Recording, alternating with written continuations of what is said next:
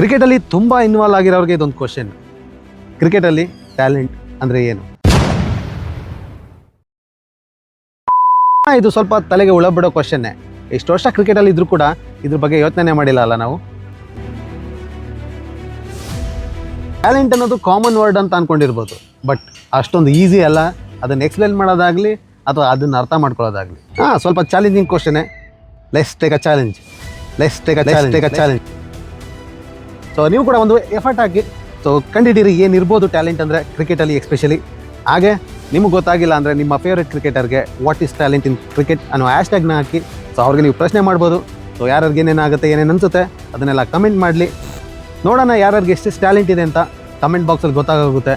ಹಾಗೆ 0 to India ಸೀರೀಸಲ್ಲಿ 4th ಎಪಿಸೋಡಲ್ಲಿ ಕ್ರಿಕೆಟಲ್ಲಿ talent ಅಂದರೆ ಏನು ಅನ್ನೋದನ್ನ ಡಿಕೋಡ್ ಮಾಡೋಣ.